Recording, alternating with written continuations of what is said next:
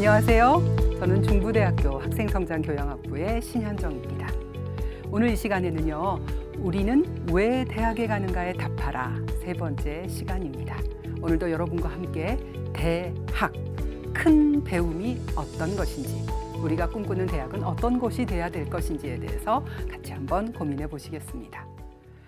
자, 우리는 왜 대학에 가는가라는 질문에 아마 현실주의자들은 바로 답을 하실 겁니다. 당연히 더 좋은 직업을 갖기 위해서지. 그런데 반면에 이상주의자들은 이렇게 답을 할 수도 있죠. 좀 더 가치 있는 삶을 살기 위해서라고요. 얼핏 들으면 이 두 개의 답은 전혀 다른 것처럼 보입니다. 그런데 이들이 이 생성됐던 처음에 그 유전자적인 구성에서 보자면 사실 별반 차이가 없어요. 오히려 같은 태에서 잉태된 이란성 쌍생아라고 할 수 있을 것 같습니다. 그렇다면 이들이 공유하는 같은 태란 무엇일까요? 그것은 바로 잘 살고 싶다라는 인간의 기본적 욕구입니다. 이것은 인간이 인간으로 살기 위한 가장 보편적인 욕구라고 할 수 있죠.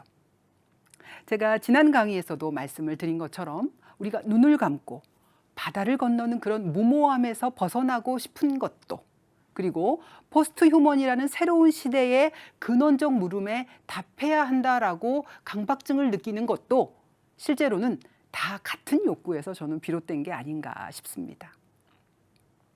결론적으로 말하자면 인간은 정말 사람답게 살고 싶은 거예요. 사람을 목적하기 위해서, 즉 잘 살고 싶다라는 욕구도 사람답게 살기 위해서 그런 욕구를 갖게 됐고요. 또 이 잘 살고 싶다라는 욕구를 충족하기 위해서 우리는 대학이라는 조건을 욕망합니다. 그렇다면 잘 살았다는 종착역에 도달하기 위해서 우리가 가장 먼저 해야 할 일은 무엇일까요? 글쎄요, 사람마다 대답이 굉장히 많은 그런 다양한 답이 나올 수도 있겠죠. 그런데 저는 아마도 자신이 이 세상에 왜 태어났는지 하는, 그러니까 자신이 살아가야 될 어떤 삶에 대한 소명, 내가 어떻게 살아야 한다라고 하는 자신의 소명, 즉 자신이 가야 될 길이 어디에 있는지를 아는 것이 가장 중요하다고 생각이 됩니다. 자, 그런데 내가 가야 할 길은 어디에 있을까요? 정말 그게 존재하기는 한 것일까요? 많은 사람들은 얘기합니다. 네가 갈 길을 찾아야지. 네가 갈 길을 찾기 위해서 진로 개발도 하고 진로 교육도 받고 그러는 거 아니야? 뭐 이렇게들 얘기를 하시는데, 정말 이게 나의 길을 확신하고 나의 소명을 느끼고 내가 가야 할 길을 확신하는 그런 젊은이들은 그렇게 많지가 않습니다. 니체는 자라투스트라의 입을 빌려서 이렇게 얘기를 했어요. 모두가 가야 할 길이란 존재하지 않는다 라고 말이죠. 그렇습니다. 제가 갔던 길이 있다면 그래서 그 길이 또 좋은 성공을 거뒀다라고 하더라도 그것이 제 아들이나 제 학생이나 모든 사람들에게 공통적으로 적용되는 룰이 아니라는 거죠. 전 정말 요즘 너무 많이 느끼고 있어요. 학생들하고 이렇게 대화를 하면서 학생들이 아마 우주에서 온 다른 별의 사람들이 아닐까.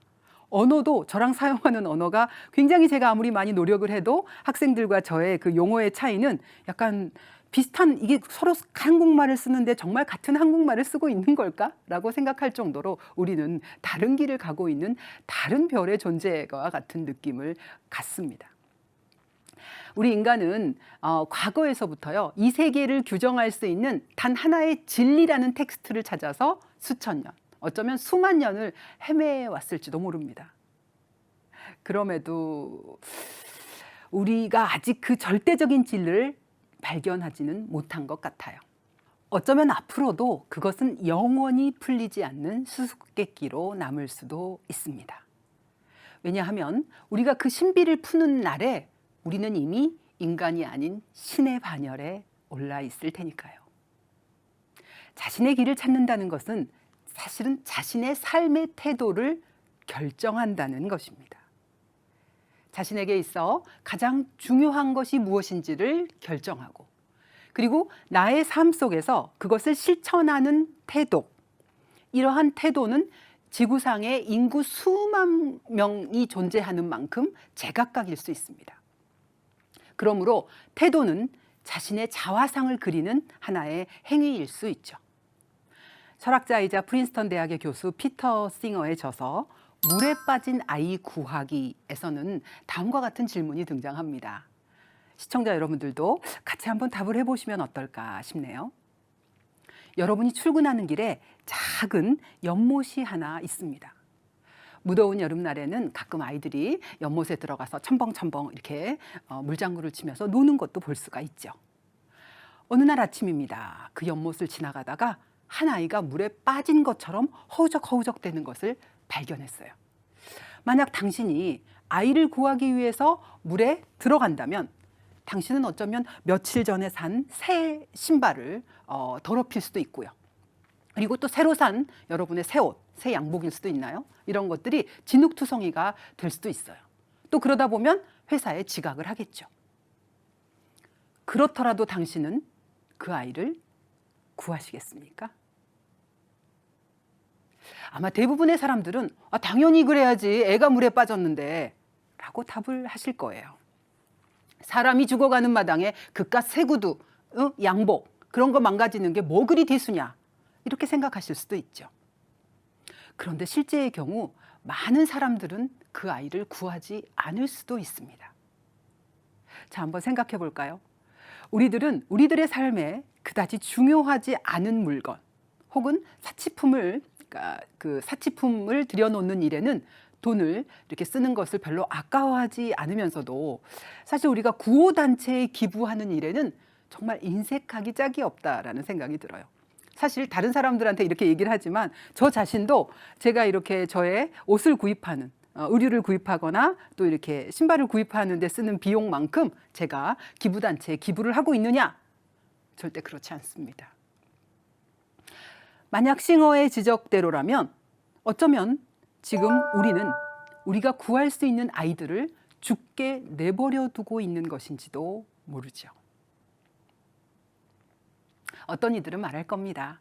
나와 상관없는 아이를 죽음에서 건지는 일보다 어쩌면 나의 정서적 만족을 위해서 혹은 나의 어떤 육체적 만족을 위해서 그 돈을 쓰는 쪽이 훨씬 더 내게 큰 행복감을 선사한다면 그럴 수도 있는 거 아니냐? 라고 하실 수도 있죠. 물론 선택의 자유라는 측면에서 당연히 그러실 수 있습니다. 그 역시 자신의 가치 판단에 의한 것일 테니까요. 하지만 우리가 큰 희생을 치르지 않으면서 고통받고 있는 자들을 어떤 구할 수 있는 방법이 있다면 그렇게 하는 것이 같은 인간으로서 어찌 보면 마땅한 책임이라고 느끼는 것 역시 자신의 가치 판단에 의한 것이겠죠. 이처럼 어떤 상황에 대해서 어떤 태도를 취할 것이냐에 대한 선택은 지극히 개인적인 일입니다. 그럼에도 불구하고 물에 빠진 아이를 지켜보면서 아무런 조치를 하지 않는 어른이 옳다고 생각하는 사람은 많지 않을 것입니다. 어떤 경우에는 그 사람을 굉장히 비정한 사람이다 라고 이렇게 손가락질을 할 수도 있지요. 저는 오늘 이 강연에서 우리 모두가 가야 될 보편적인 길, 그런 옳은 길이 있다라고, 그래서 우리가 그 길을 가야 한다라고 말하고 있지 않습니다. 시간과 공간 속에서 모든 것은 상대적일 수 있죠. 역사가 실제에 대한 객관적인 기록이라기보다는 어찌 보면 그 실제를 바라보는 서술자의 하나의 해석일 뿐이라는 쇼펜하우어의 이 주장처럼 내 삶을 규정하는 나만의 가치관이 없다면 내 삶은 나의 역사로 기록될 수가 없을 겁니다. 어쩌면 자신이 목표하는 삶에 대한 태도 그 자체가 거의 인간의 본질일지도 모르니 말입니다. 자, 우리가 대학에 가는 이유, 이러한 본질을 찾으려고 하는 노력을 하기 위해서 의미가 있는 겁니다.